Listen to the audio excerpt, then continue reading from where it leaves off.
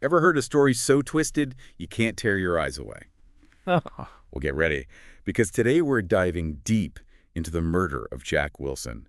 Dark secrets, shocking betrayals, and a verdict that left a lot of folks scratching their heads wondering if justice was really served. It grabs you, this case, because it's not just a whodunit. It's like Yeah, a window into, well, human relationships, how we see each other, and how truth and lies can get all tangled up. exactly.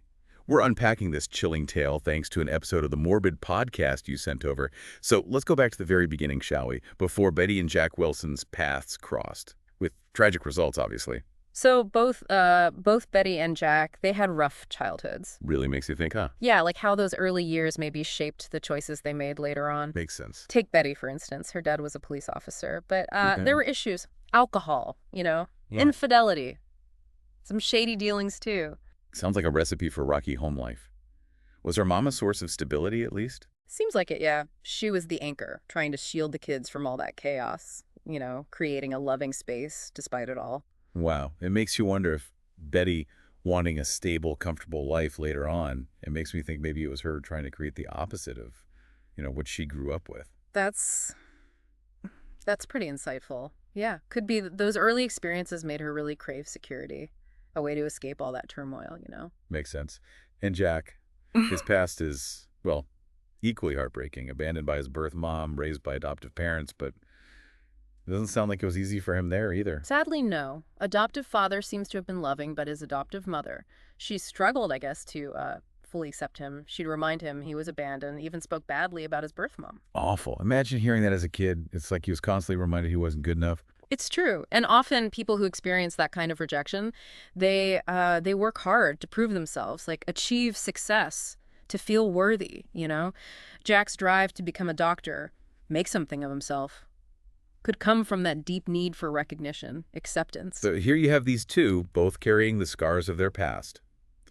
And they meet, of all places, in a hospital. Kind of symbolic, isn't it? Yeah, for sure. Betty was a dialysis nurse, and Jack, this new ophthalmologist, was dealing with a patient complication. And that's where their personalities, they really come into focus. Yeah. Betty saw something, a kind of charm in Jack's nervousness during that stressful situation. It's funny how we're often drawn to people who have qualities that maybe we lack ourselves. Maybe Betty, always the strong one in her family, was drawn to Jack's need to be cared for. That's a good point, yeah. Could be their attraction was based on, well, subconsciously recognizing those differences, completing each other. And their romance took off. They moved in together. And even though Betty took a job in Atlanta for a bit, they stayed connected. Mm. Then, Jack had surgery for Crohn's disease. Mm. Seems like that was a turning point for them. It was, yeah, a major event, medically and emotionally. Betty rushed back to Huntsville to be with Jack, showing how much she cared. For sure. But the surgery meant Jack needed an ostomy bag, and that really affected their intimate life. This is where those cracks start to show in their picture-perfect love story, huh? Mhm. Understandable that Jack might have struggled with self-esteem after surgery, but it seems Betty also had a tough time adjusting. It's true. The Morbid podcast, it points out that, well, Betty told friends she found the ostomy bag repulsive. Oh, wow. Yeah. And that, I guess, suggests a lack of empathy, putting her needs before what Jack was going through. Heartbreaking situation, really. You have this couple deeply in love but struggling with this sensitive, intimate issue. And their ways of coping, well, they weren't exactly healthy. Exactly. Jack, like he'd done before, threw himself into work, finding comfort, maybe control, in his achievements. Meanwhile, Betty, she turned to alcohol and started having affairs. It's like a classic example of how unresolved issues and not talking to each other can really drive two people apart, even if they love each other. And these weren't, secret affairs. Betty was pretty open about it, even asked friends to cover for her. Really? Yeah, it's like she was putting her unhappiness out there, maybe hoping for a reaction from Jack. Interesting. Seems counterintuitive, but could she have been, I don't know, subconsciously trying to sabotage the relationship? Like a way out? Could be. Sometimes when people feel trapped or they can't face their unhappiness directly, they do things to mess things up, almost like a cry for help, but in a destructive way. Makes sense. But their friends, they encouraged her to think about divorce. So why didn't she leave if she was so unhappy? Well, the Morbid episode, it suggests that Betty didn't want to give up the life she had, being a doctor's wife, the financial security. It seemed to hold her back. Sounds like she was stuck between wanting more and clinging to what she had. The comfort, the security, even if it wasn't making her happy. Yeah, exactly. Caught between yearning for something else and holding on to the familiar. And then things got even tougher when Betty got kicked out of her AA group. Oh, yeah, that's a big turning point. AA can be a real lifeline, right? You know, that sense of community, support when you're battling addiction. Definitely. Being pushed out of that, especially for going against those principles of recovery, had to be a huge blow. It's like her support system was just falling apart around her. Marriage on the rocks, no AA, even her friends getting tired of covering for her. Talk about desperation. No kidding. And it's in this climate, all this pressure, less and less support, that things take a dark, dark turn. The night of May 22nd, 1992, Jack came home from work, even put up a campaign sign for an upcoming election. Such an ordinary thing makes what happened next even more shocking. Yeah, it's that contrast, right? Ordinary life, and then, bam, this brutal murder. Speaks to how sudden, how violent it was. Because just hours later, Betty came home and found Jack dead. Upstairs, Yeah. brutally murdered. The violence was just extreme. Beaten with a baseball bat, stabbed multiple times, strangled. It's the overkill, you know? That suggests something more than just wanting him gone. There's rage there, maybe something personal. And then there were these details at the crime scene that seemed, well, staged. The phone line cut, cigarette butts, but neither Betty nor Jack smoked. And a ski mask in the bedroom. Right, right. Like someone was trying to mislead, make it look like a robbery gone wrong, when in reality it was planned, premeditated. And here's where things get really interesting. Remember Betty's twin sister, Peggy, the first-grade teacher? Well, a tip led the police to a guy named James White. Criminal record, and he was involved with Peggy romantically. Twins, huh? Adds a whole new dimension. Two women, identical to look at, but their lives, their personalities, total opposites.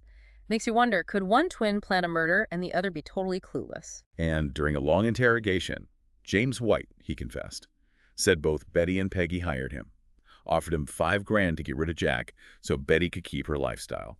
A confession is huge, obviously, but gotta remember, they're not always reliable. Sometimes people confess to things they didn't do, you know? Yeah. Maybe under pressure or to protect someone. Which makes the physical evidence they found even more important. Police found a shoe at White's place, had Jack's blood on it, also Yeah. a library book checked out to Betty, and they even found the murder weapon, bloody clothes, all based on what White told them. Yeah, that physical evidence connecting White to the crime scene, it definitely gives his confession more weight. Means he was there, at least. But proving Betty was involved in the planning, you know, that was a whole other challenge. Because as you said, confessions are tricky. So it was off to court for two very dramatic trials, one for Betty, one for Peggy, both Yeah. accused of this horrible crime. Yeah. And the media, oh, they went crazy, especially about Betty. I bet. Her past, the affairs, her being seen as materialistic, it was all over the news. And you see this contrast, right? How the media portrayed Betty, this greedy, unfaithful wife, and Peggy, the good girl, the teacher. It's important because that likely played a role in how those juries saw them. It's like they were being judged not just on the evidence, but on their reputations, who they were in society, the stories the media told about them. Exactly.